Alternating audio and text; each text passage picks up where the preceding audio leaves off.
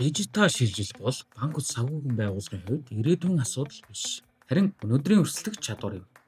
Та зээлийн судалгаа, эрсдлийн үнэлгээнд хийх цаг зарцуулсаар гар ажиллагааг алж бүтээмжээ уртсах цаг ирлээ. iFintech Scoring модуль нь зээлийн шийдвэр гаргах процессыг бүхэлд нь хэлбэрчилж таны цаг болон зардлыг хэмнэнэ.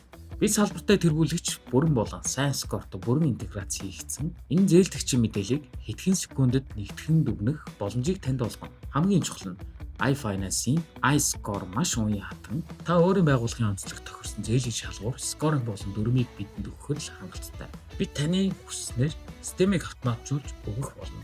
Ямар ч төвхтэй шаардлага ухаалгаар шийдэх iFintech Scoring модуль бодит байдал дээр хэрхэн ажиллахыг хамтдаа сонирхцгоё. Тооцоолох төвчөө дараад холбоотой баталгаажуулалтаа хийнэ. За энэ дээр юу вэ гэхээр үндсэн мэдээлэл буюу хаягийн мэдээлэл.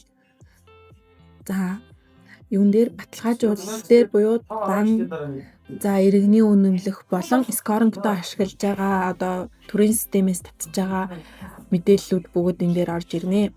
За тэгээд цалингийн мэдээлэл, зээлийн мэдээллийн сан, за иргэний хаягийн лавлгаа зэрэг мэдээллүүдээс зээлийн эрх тооцогдно. За энэ зээлийн эрх тооцоолж байгаа үндсэн шалгуур буюу энэ дээр нас, эндэж төлсөн хэсэг, хаяг зэргийг ингээд үндсэн шалгуур болоод за 18 наснаас дээш нас гэвэл хаяг за зөвхөн Улаанбаатар иргэдэд зээл олгоно. За нас 18-аас дээш нас.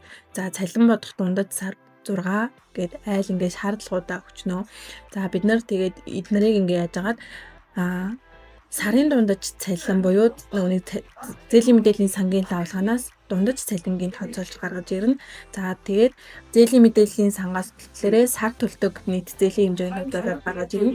За гарт авж байгаа цалин буюу сарын дундаж цалингаас цалингийн нөгөөнийг өөр орлогын харьцааг дотоос 0.55 хувиар нь хувийг тооцоолоод дахиад энэчнээс зээлийн мэдээллийн санд бүртгэлтэй байгаа зээлийн хэмжээг хаснаа. За ингээд гар дээр авж байгаа нийт цалин товчно.